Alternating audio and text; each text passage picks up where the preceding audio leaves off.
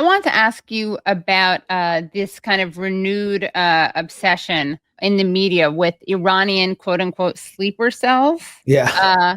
Lo and behold, according to reports, there are already between 17 and 130 Iranian nationals who have been arrested, and even more have been thrown into U.S. immigration and customs enforcement, ICE, have been thrown into ICE detention centers without being officially arrested. Some have no criminal history at all. And I want to show a clip of acting director of ICE, Todd Lyons, on Fox News. This is from Wednesday. And here he is talking about the Iranian nationals they've been arresting. Let's bring in the acting ICE director, Todd Lyons. You wonder where to start with all of this news going on. But let's start with the 17 Iranian nationals that were arrested by ICE this week. The president weighed in on that aboard Air Force One on his way to The Hague. Listen to what he said here. Biden was an incompetent president, had no idea what he was doing. He hardly ever signed a document. Other people signed documents for him with the auto pen. It was gross incompetence. And among everything else, he let a lot of supercells in, many from Iran. But hopefully we'll take care of them. What Biden did to this country should never be forgotten. So the president there talking about the potential threat from sleeper cells from Iranians who've entered this country illegally. Pam Bondi, the attorney general, estimates that well over 1,000 Iranians entered this country illegally in the past 4 years. How do you assess the level of threat? Well, we are at a current heightened threat level. And what we're assessing right now is exactly what the president talked about. What you heard Secretary Noam talk about to the governors this weekend is we are at a heightened threat, and we need to focus on all these high-risk countries that we did have so many individuals come from, these places that have turmoil, that didn't come here for a better life in the United States, that did come to potentially have harm. So what ICE is focused on are all those high-risk countries that may house known suspected terrorists that we know are here in the United States, and we're focused on apprehending those and taking those out of our community. So what I'm trying to get my mind around is whether Homeland Security is focusing in on Iranian suspects because the nuclear negotiations have fallen through, or is there a flurry of activity and brand new threats because the negotiations fell through? We've seen an increase in threats, but we've had that since January 20th as well. We do have a list of several high-profile countries that are considered high risk that we are focused on, that we want to go ahead and make sure we find those individuals that came here in the United States without any type of vetting or without any proper vetting or who snuck in. We want to make sure that we're protecting Americans here on American soil. And that's one of the key things ICE is doing, is preventing these incidents before anything bad does happen. Jay Johnson was on Fox and Friends this morning. He was talking about the potential threat from Iranians and others in this country. Listen here. The presence in this country of undocumented migrants or Iranian nationals who have links to Hezbollah IRGC is, in my judgment, a domestic law enforcement concern of the highest magnitude. That's something you don't hear every day. A Democrat who's saying this. Really he's a good Democrat. How is the threat being Jay Johnson, by the way, is a Columbia University trustee who is a key point of contact for all of these spooks and law enforcement goons during the crackdown. And where's he? He's at Raytheon, I think. Yeah, I don't Raytheon remember. One of those. One of the big five. Yeah. Also, not to be. He looks like he has something in his right cheek. Like he kind of has like a Yeah. Or like he's hiding something. I don't know what it is. Some jaw. I don't know. Zin packs are much smaller. So. Yeah. It's in this country. Howard Zinn pack. He's chewing something. I know, right? What's it called? Migrants or tobacco. What do they call it? Like Big League Chew, maybe? Yeah. Hezbollah IRGC is, in my judgment, a domestic law. You did see that list of individuals that were arrested. You have one that with admitted ties to Hezbollah.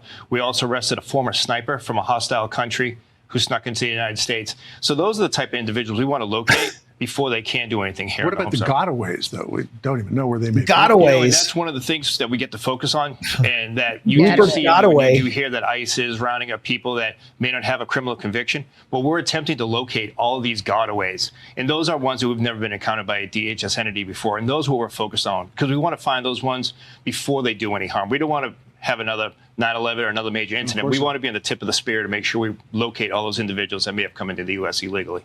Tom Homan said on a podcast this week that he has to live separately and apart from his wife and the rest of his family because of that's why. Lucky wife. Lucky wife. Yeah, right. Exactly. She's like, it's because of safety reasons that we need you to, death threats. Dan Bongino said the same thing. He's like, me and my wife are separated. We're divorced because of these death threats. What a great fall guy. Threats against him and his life, and he doesn't want I always them blame to Iran get when I'm having a potentially fight with my wife. Yeah, exactly. wrapped up in that. It's a pretty, I don't know what the right adjective is, like a pretty shocking, sad state of affairs when like a ranking cabinet official can't live safely on U.S. soil.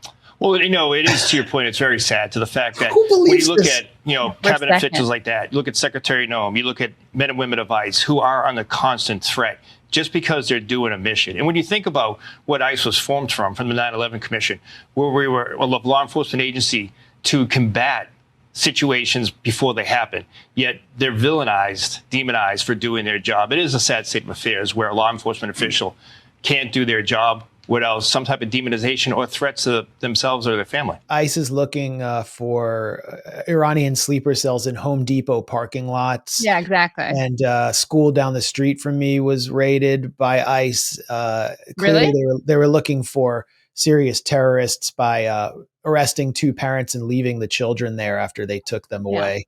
Yeah, that's clearly about security. ICE is really popular out here. You know, I hear people saying great things about them everywhere I go. Working class people who are American citizens, they love them, and like I don't know why anyone could possibly dislike some plainclothes agents just going and rousting people, smashing into the van of the father of 3 U.S. Marines, throwing U.S. citizens on the ground for looking like brown people.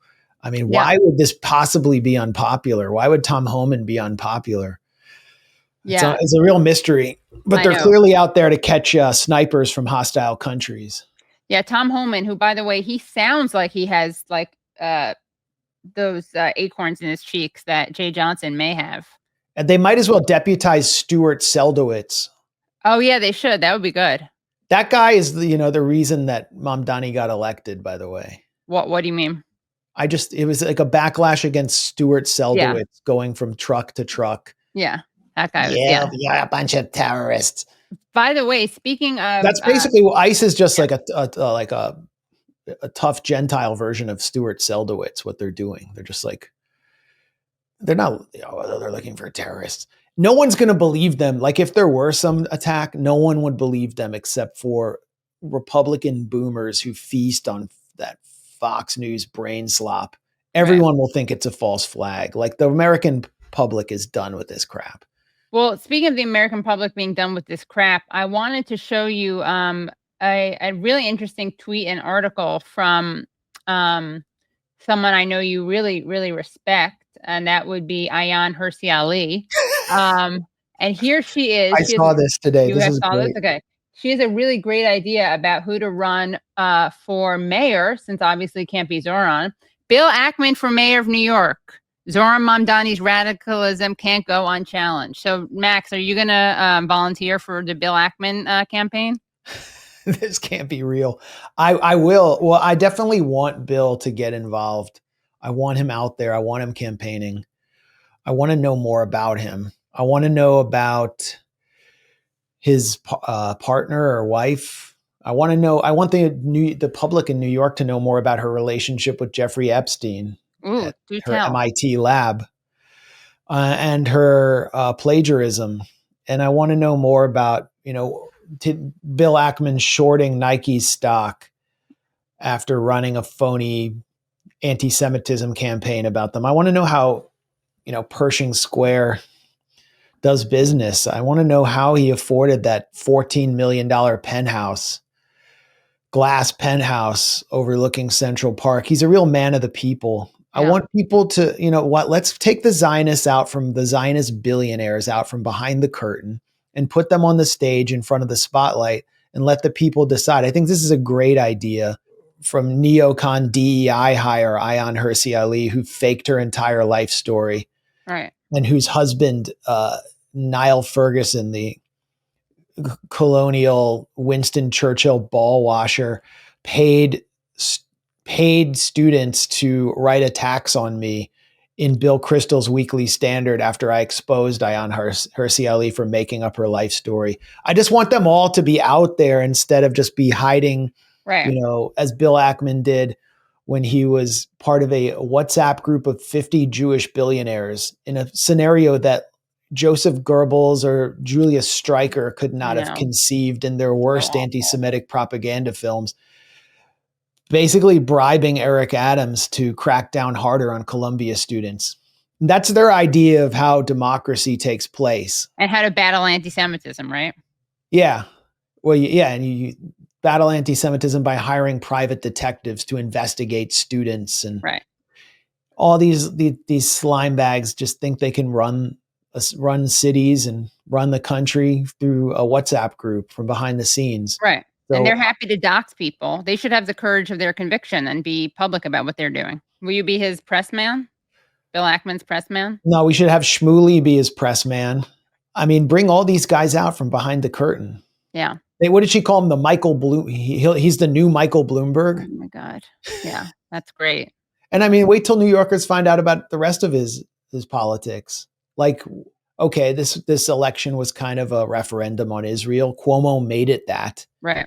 They thought they could turn the tables on Zohran by getting him to, cower before the combined force of the Zionist movement. He didn't do it. And then they realized people are just sick of this Israeli bullshit being shoved down their throats. They're sick of watching children show up in their Twitter timelines chopped into pieces by Israeli missiles. They're just fed up with the whole thing. There's a new generation that can vote and it's over.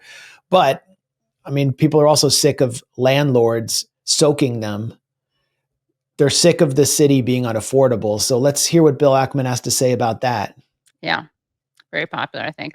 Well, Max, speaking of people who battle anti-Semitism, I want to play a clip of the great Jonathan Greenblatt being asked a great question by the great Molly Jong-Fast. I couldn't believe this.